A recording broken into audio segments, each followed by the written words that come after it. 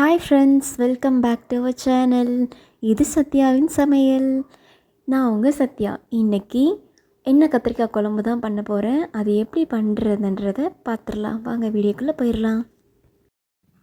இதுக்கு நம்ம ஃபஸ்ட்டு கத்திரிக்காய் எடுத்துக்கோ. உங்கள் காம்பு இருக்கு இல்லையா, இது மேலப்பில் கட் பண்ணிவிட்டு இங்கே மேலே இப்படி ஒரு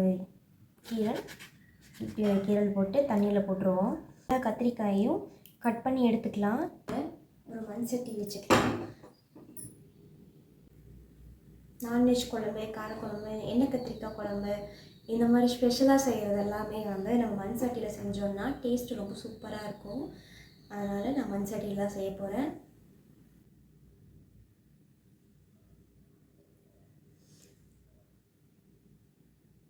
நல்லெண்ணெய் ஒரு 3 டீஸ்பூன் ஊற்றிக்கோங்க. ஊற்றிட்டு எண்ணெய் சூடானதுக்கு அப்புறமா நம்ம கட் பண்ணி வச்சுருக்க கத்திரிக்காய் இதிலேயே சேர்த்துக்கணும்.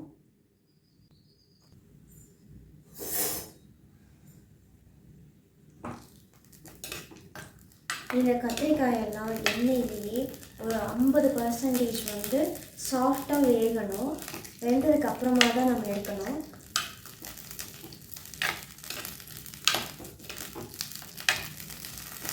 இந்த கத்திரிக்காயை நல்லா எண்ணெயிலே நல்லா வதக்கி விடுங்க. ரொம்ப மீடியம் ஃப்ளேமில் தான் வச்சுருக்கணும் அடுப்பை. ஏன்னா அப்போ தான் நல்லா சாஃப்டாக வெந்து வரும். இல்லைன்னா சீக்கிரமாகவே மேலே இருக்க தோல்லாம் சாஃப்டாகிடும், நம்மளுக்கு உள்ளே வேகாது. இந்த கத்திரிக்காய் நல்லா குக் ஆகிடுச்சு. இதுக்கு எடுத்துக்கலாம். இப்போது இந்த எண்ணெயிலேயே நம்ம என்ன பண்ண போகிறோம்னா மசாலாவுக்கு ரெடி பண்ண போகிறோம். இதுக்கு சின்ன வெங்காயம் போட்டுட்டு இஞ்சி வந்து போட்டுக்கோங்க. தக்காளி வந்து மீடியம் சைஸ் தக்காளி 2 தக்காளி போட்டிருக்கேன், அதையும் போட்டுக்கலாம்.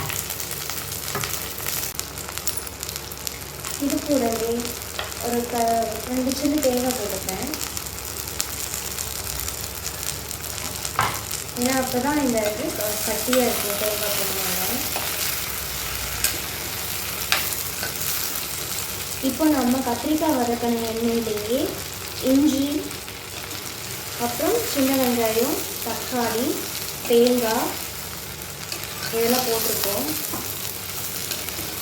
நல்லா மிக்ஸ் பண்ணிவிடுங்க. இது கூட பூண்டு சேர்த்துக்கோங்க. சேர்த்துட்டு நல்லா மிக்ஸ் பண்ணிவிடுங்க.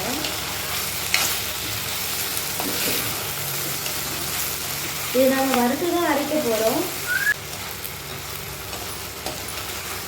இந்த எண்ணெய் கத்திரிக்காய் குழம்புக்கு டேஸ்ட்டே வந்து எண்ணெயில் வதக்கிறதும் சின்ன வெங்காயம் தான் டேஸ்ட்டு. அதனால் சின்ன வெங்காயம் முடிஞ்ச அளவுக்கு நிறைய சேர்த்துக்கோங்க. இது சீக்கிரமே வதங்கிறதுக்கு கொஞ்சம் உப்பு போட்டுடலாம். வதங்கிடுச்சு.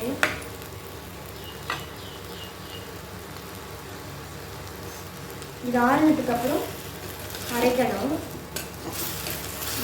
அவ்வளோதாங்க, இதெல்லாம் வதங்கிடுச்சு. இப்போ லாஸ்ட்டாக ஒரு கொத்து கருவேப்பிலையும் போட்டு மிக்ஸ் பண்ணி விட்டுறேன். அவ்வளோதான். இதை இப்போது ஆஃப் பண்ணிவிட்டு ஆற வச்சு நம்ம அரைக்க போகிறோம். நம்ம வதக்கின மசாலா ஆறிடுச்சு. இப்போது மிக்ஸியில் சேர்த்துக்கிறேன் நான்.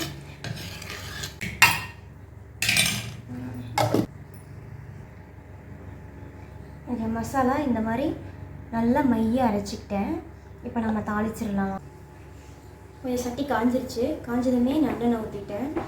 இந்த குழம்பு வந்து நல்லெண்ணெயில் பண்ணால் நல்லா டேஸ்ட்டாக இருக்கும். அதனால் நல்லெண்ணெயே ஊற்றிக்கிறேன். நீங்கள் நல்லெண்ணெய்னா கடலெண்ணெய் கூட ஊற்றிக்கோங்க.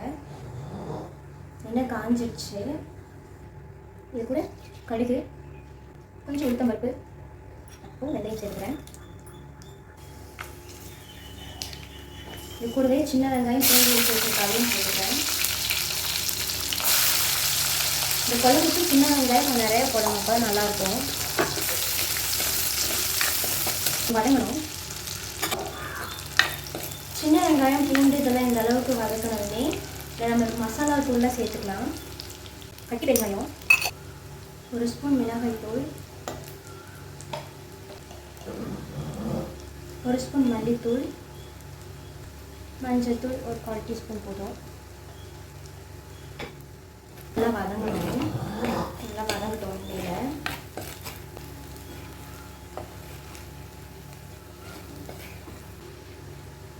சீரகத்தூள் வந்து 1/2 ஸ்பூன், மிளகுத்தூள் வந்து ஒரு 1/2 ஸ்பூன் போட்டுக்கிறேன்.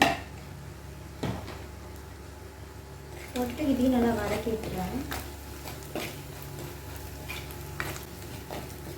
இந்த மசாலாலாம் எண்ணெயிலேயே நல்லா வதங்கிடும், அதெல்லாம் நல்லா வதக்கிட்டுருக்கேன். நீங்களும் இதே மாதிரி நல்லா வதக்கிக்கோங்க. பச்சை ஸ்மெல் போகிற வரைக்கும் வதக்கணும். பச்சை ஸ்மெல் எல்லாமே போயிடுச்சு. இந்த பச்சை ஸ்மெல் போன உடனே நம்ம அரைச்சி வச்சுருக்கோம் இல்லையா, அந்த பேஸ்ட்டு இதையும் ஊற்றிக்கணும். நல்லா மிக்ஸ் பண்ணி விட்டுருங்க.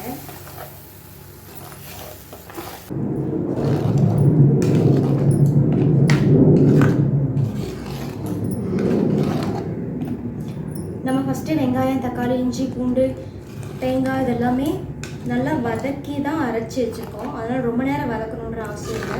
அதனால் கொஞ்சம் நேரம் மட்டும் நான் வதக்கிக்கிறேன்.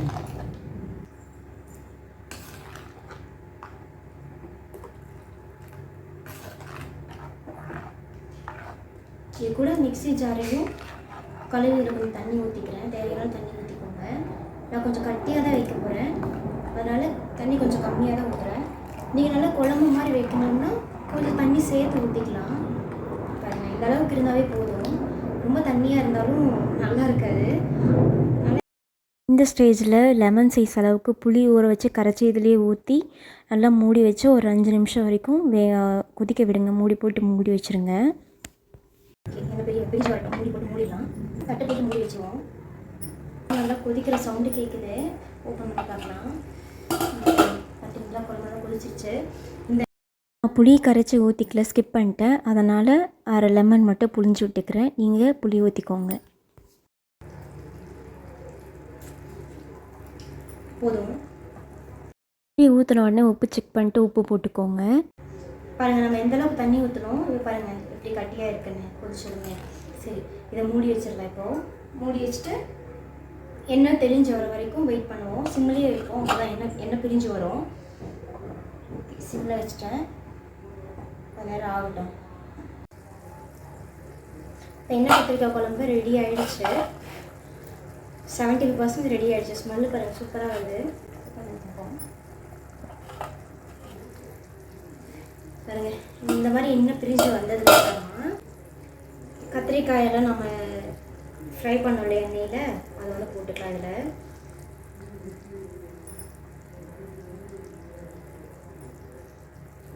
இதில் இது ஏற்கனவே நான் ஒரு பாதி வேக வச்சுட்டேன். எண்ணெயிலே நல்லா வேக வச்சுட்டேன். அதனால் ரொம்ப நேரம் வேக வைக்கணுன்றது கிடையாது. இப்போது அப்படியே எடுத்து மூழ்கிற மாதிரி போட்டு இப்போ இதை மூடி போட்டு மூடி ஒரு 10 நிமிஷம் வேக வச்சிடலாம். நம்ம ஏன்னா நம்ம பாதி தானே வேக வச்சுருக்கோம், இன்னும் மீதி வேகணும் இல்லையா, அதனால் வேக வைக்கிறதுக்காக மூடி வச்சுருக்கேன். வேகட்டும். அதை ஒரு 10 நிமிஷம் கழித்து ஒரு 5 நிமிஷம் ஆயிடுச்சு. ஓப்பன் பண்ணி பார்க்கலாம். பாருங்கள் எந்த அளவுக்கு சூப்பராக எண்ணெய் திரிஞ்சு வந்துருக்கு பாருங்கள். பார்த்தாவே தெரியும்னு நினைக்கிறேன். பாருங்கள் எப்படி எண்ணெய் பிரிஞ்சு வந்திருக்குன்னு. பாருங்கள் எப்படி கொதிச்சிட்ருக்குன்னு. ஆமாம், எண்ணெய் கத்திரிக்காய் குழம்பு. அவ்வளோதான் ஃப்ரெண்ட்ஸ், நம்ம எண்ணெய் கத்திரிக்காய் குழம்பு சூப்பராக ரெடி ஆகிடுச்சு. மறக்காமல் எல்லோரும் செஞ்சு பாருங்கள். பாருங்கள் எவ்வளோ கட்டியாக இருக்குது பாருங்கள். நம்ம எவ்வளோ தண்ணி ஊற்றணும் பாருங்கள், எவ்வளோ கட்டியாக சூப்பராக நல்லா ரெடியாகி வந்துருச்சு. கத்திரிக்காயும் நல்லா வெந்துருச்சு. தொட்டு பார்த்தா தெரியும் பாருங்கள் எப்படி சாஃப்டாக போகுதுன்னு. கத்திரிக்காய் வந்து எண்ணெய் கத்திரிக்காய் குழம்புக்கு இந்த மாதிரி தான் கட் பண்ணணும். நம்ம எப்பயுமே கத்திரிக்காய் பொரியலுக்காக ரெடி பண்ணோம் இல்லையா, அந்த மாதிரி கட் பண்ணிட்டிங்கன்னா நல்லா இருக்காது. இந்த மாதிரி ரெடி பண்ணி செஞ்சு சாப்பிட்டு பார்த்துட்டு எப்படி இருக்குன்ற மறக்காமல் கமெண்ட் பண்ணுங்கள். இப்போது இதை ஆஃப் பண்ணிக்கலாம். ரெடி ஆகிடுச்சு. இந்த சூட்லேயே கொஞ்சம் நேரம் எடுத்துக்கிட்டோம். அவ்வளோதான், நம்ம எண்ணெய் கத்திரிக்காய் குழம்பு சூப்பராக செம்மையாக ரெடி ஆகிடுச்சு. இதை செஞ்சு பார்த்துட்டு நீங்கள் எப்படி இருக்குன்றதை மறக்காமல் கீழே கமெண்ட் பண்ணுங்கள். இந்த வீடியோ உங்களுக்கு பிடிச்சிருக்கும்னு நினைக்கிறேன். பிடிச்சிருந்தா மறக்காமல் ஒரு லைக் பண்ணுங்கள். நம்ம சத்யாவின் சமையல் சேனலை சப்ஸ்கிரைப் பண்ணிக்கோங்க. இன்னொரு வீடியோவில் பார்க்கலாம். டாடா.